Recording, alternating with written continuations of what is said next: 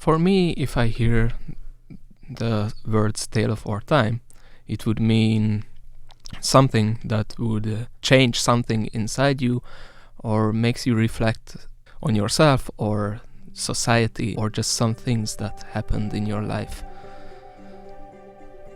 I think that's what Tales of Our Time mean to me.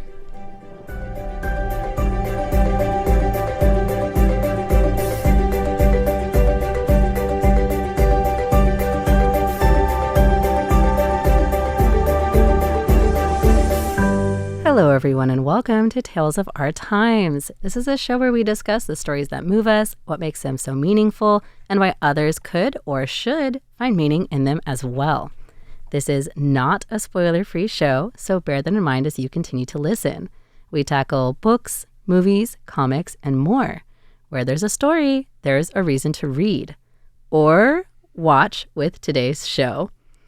I'm your host, Amanda Stevens, and joining me today is my guest, Dávid Dosa.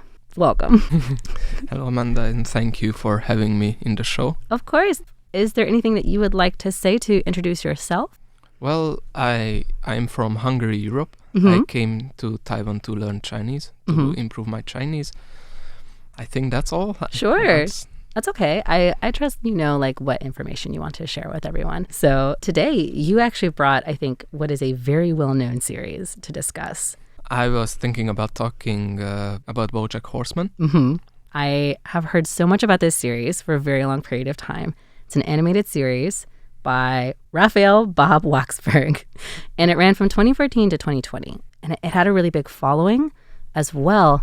So we won't be able to discuss all of it because it was very, very long running. So today we're going to be discussing one episode in particular. And the one you chose was Fish Out of Water. Yes. So I hope people are looking forward to it. So the overall thing is about this actor Bojack. And the reason it's called Bojack Horseman is because this is an anthropomorphic show. So a lot of characters are represented by human-like animals. And so Bojack Horseman is, of course, a horse. There are other characters who are animals. I have seen one episode, and it was about a golden retriever actor. Yes. Mr. Peanut Butter. Mr. Peanut Butter. Very, very golden retriever, right? But like with everything, these are kind of used to get across different themes and ideas. There are also regular people in this world. Yes. So it's kind of a mix between the two of them. The series overall focuses on Bojack Horseman, and he is an actor, but he's kind of a struggling actor, and he's really kind of drowning in the word I hear a lot is self-loathing and substance abuse. Still? Yeah, drugs and alcohol and everything.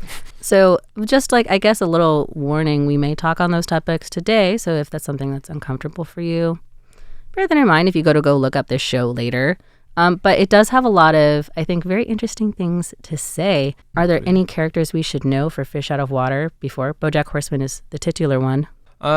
Maybe Kelsey, who was a director in Bojack's life before. Yeah. He was trying to direct a movie, but at the end Bojack got her fired.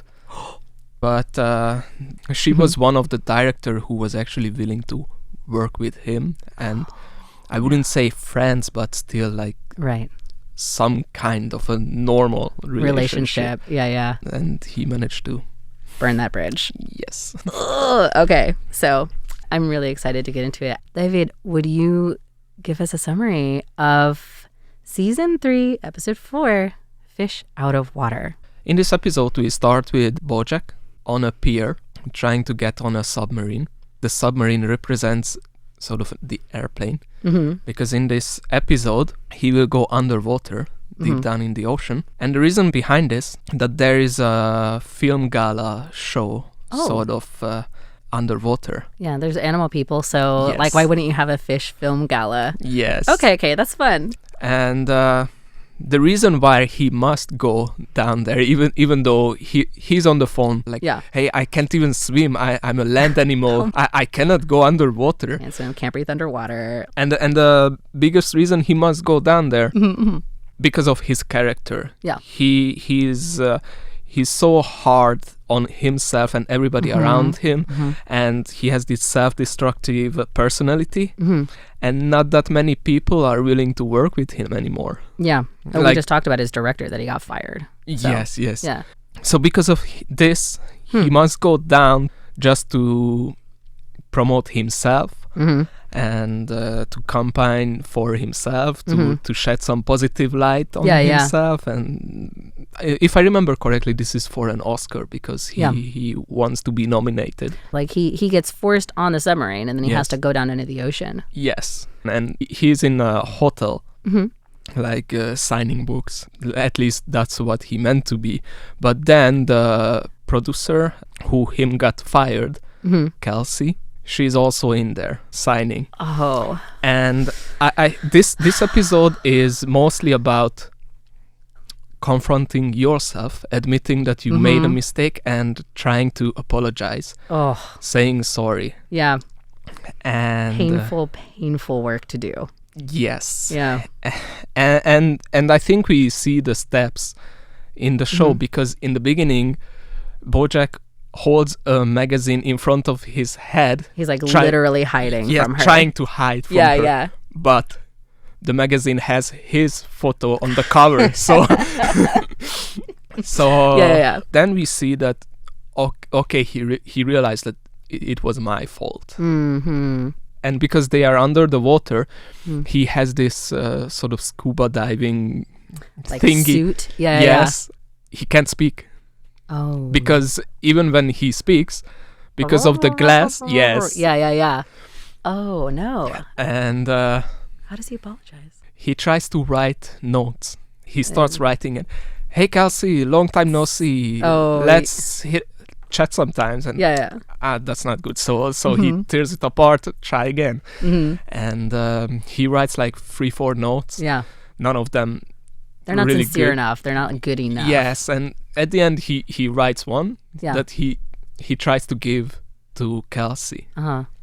But it's hard to walk around in the underwater. And when he finally finds her, this big crowd of people, fishes coming by, probably commuting to work, and he just ends up in the crowd and pushed into a bus. So he cannot give the note to Kelsey. No. And he cannot even get off the bus. Like only at he's just trapped in a crowd. Yes, and he falls asleep on the bus. And what else would you do? And when he wakes up, there's only one person left, a seahorse, who is pregnant. Oh. And he gives birth on the bus. Oh my God. And a seahorse leaves, taking all the kids. All the babies. But one, because that one kid was sticking to Bojack Horseman's back. Oh. So Bojack ends up being forced to care for this baby. Oh my God. Okay. I think this is also being a sign. forced into responsibility. Because we go to the cliches, with every show where a man ends up with a baby, and it starts off with, it's not my responsibility. Yeah. And slowly they like take over control of it, and they're like, all right, the baby can't take care of themselves, so I have to do this. Yes, and slowly they grew fond of the baby. Yeah. And when he finally finds the father and manages to give back the baby, the father first offers to join for a dinner. Yeah, like, oh, come to dinner with us. Yes. He says no. Then the father offers money. He says no. And even though the language is a made-up gibberish, the father asks something, and you can immediately understand the question is, then what do you want? It is a deeper meaning, pun intended, because it's not for a reward. What do you want? Yeah. As in life. Yeah. What do you want? And he just stands there shaking his head. I don't know. And I don't know. Yeah. Oh, is that where it ends? No, because he finally manages to go back to the city. Obviously, he missed the show that was meant for him, but wrote a new apology note and finds Kelsey. She's getting into a taxi, a cab.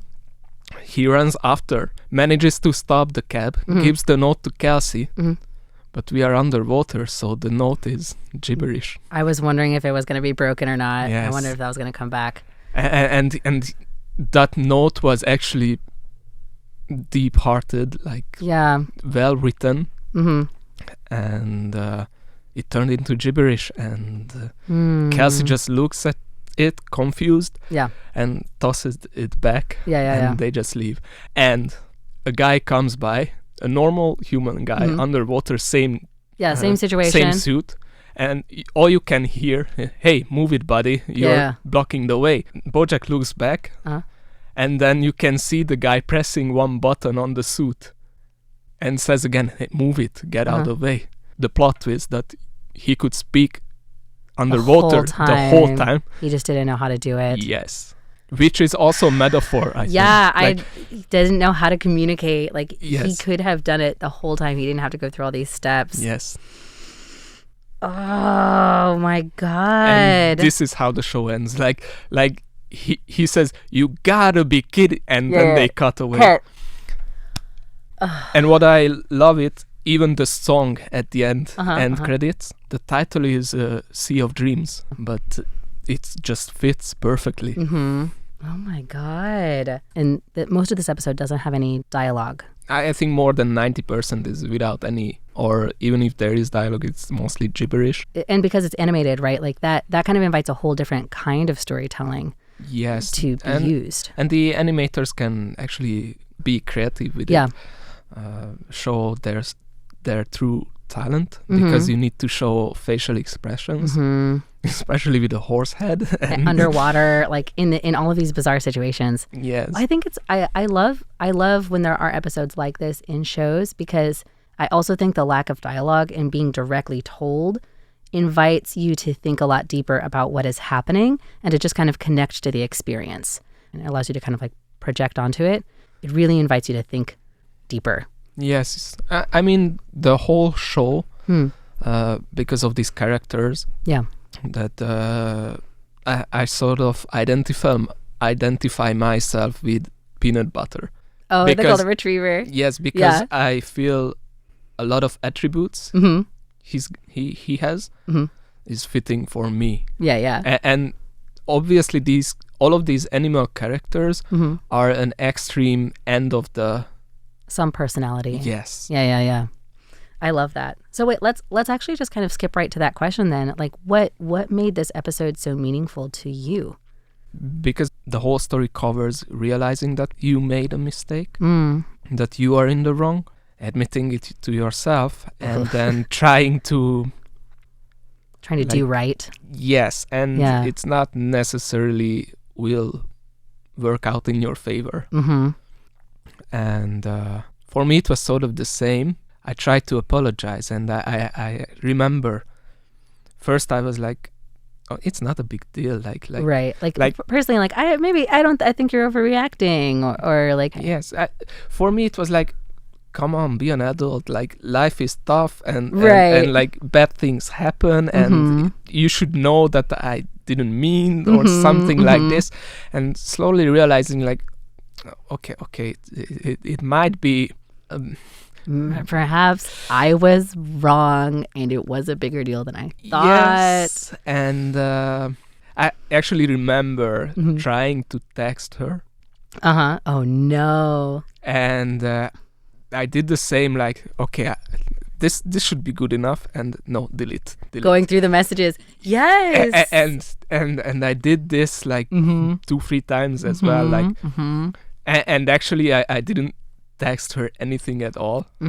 I still haven't apologized. I get that though. I think that's a very like relatable experience, because when you were talking about this, what I remembered was like a talk with my mom when I was a little kid. My sibling and I got into a fight with one of their friends, and they were talking about like, I tried to apologize, and like, I don't know, it's just not working out. Like, I hope that they get over it. And I remember distinctly my mom saying, well, we've already talked about this, and like, what you did was wrong, right? Like, you know that. And sometimes the best lesson for us is just that it won't be better. Yes. Like, and like, that's what I was thinking of the whole time, is like, you can do your best to make it up, but that's the lesson you're going to carry with you, is that the relationship is irreparable. So listening to the letter writing, going through, and like this, not stages of grief, but like the stages of like recognition and like acceptance, is, I think something everybody can really relate to on a deep level. Yes. And you know, the funny thing is usually when they say time will heal things, and here it's the opposite a little bit, because the more time passes, the harder it is for him to... I think to anybody, if you want to apologize, like, why didn't you say sooner? And it's a valid question. Yeah. And I remember discussing this with one of my friends, that, hey, I was sort of an a-hole. And like, I'm thinking about apologizing, but I would rather do it in person and not text. Yeah. Yes. But then again, I don't even know how to ask for a meeting. I don't even know where to start, because once you think it through, you're like, wow, how do I ask for this in a way that gets across the sincerity of like, I really just want to apologize to you and doesn't sound like I'm trying to like minimize you or like make up or like excuse what I did. Exactly. And I just don't even know how to write, hello. Yeah. Do you have time? Like, you just go through all of them, like, hey, too casual. Hello, too formal. What are you doing? We're not that close anymore. Like, yes. And I remember she said, like, dude, it was like this and this many times ago. Like, if this would happen to me, I wouldn't care anymore. Yeah. And it would be just sort of worst, because you are tearing up patches from an old scar. Yeah. Oh, that's what I was going to say. Like, in reference to, like, time heals all wounds, it's kind of like, does it heal well? Or is it then instead, if you leave it too long without addressing it, is it healing into a scar? Or is it healing into, like, something twisted that can't be used anymore, right? Like, these are like gross analogies, but I think that that's kind of part of it too, is like the really uncomfortable work of trying to make up for wrongs and maybe realizing that you can't do that anymore. The time has passed. So I guess, is that why you think that this episode, like, should be considered a tale of our time, like that universal meaning? Or is there something else that we haven't really touched on yet? I think the whole series is good because of this. Every episode has a really deeper meaning behind it. This show has a lot. It has so many metaphors and symbolism and in itself the characters, as I mentioned, every animal is... Right. Well, and I think that when people use like anthropomorphic characters, like it's a great tool to like we were talking about without dialogue. Like if you represent something as an animal, it also invites you to project onto it or to think deeper about what that might mean. Some people say that sort of you can watch this episode in itself. Without anything else. Yes, and it's sort of true, but I think if you watch the previous episodes, it can be deeper. But it is true for somebody who haven't watched this show, that person can watch this. You'd really recommend this one as like, at least give this episode a shot if you're not interested in watching the rest of it. Yes, I would say so. Okay, well, David, we are out of time. So it went by so fast. Like I was so into this conversation that we were having. But if you were to give Fish Out of Water a one-phrase subtitle of your own, what would that be? It's a hard question because I think the title itself is so good. It's so good because Fish Out of Water just fits perfectly. And actually, I think this is the funny part because when I mentioned he gets pushed on a bus. I think this also represents like if you really want to fight through something. Right. You could have made more of an effort. It's like, oh yeah, something happened, but I also didn't make the effort. Yes. It's like, oh, I didn't have time for this, but you only have time for that you make time for. What about living with regret? Fish Out of Water, living with regret. It sure fits as well. Okay. Because this topic comes back a lot in this series. All right. Well, thank you so much for coming on my show, David. You're welcome. I've really enjoyed this talk. Me it has been too. so fun for me. And thank you to everyone else out there for joining us on Radio Taiwan International. This has been Tales of Our Time. I was your host, Amanda Stevens, with my wonderful guest, Dávid Dosa. Thank you very much. I hope that you all enjoyed learning more about Bojack Horseman and especially about Season 3, Episode 4, fish out of water, living with regret, a tale of our time. We'll see you next time.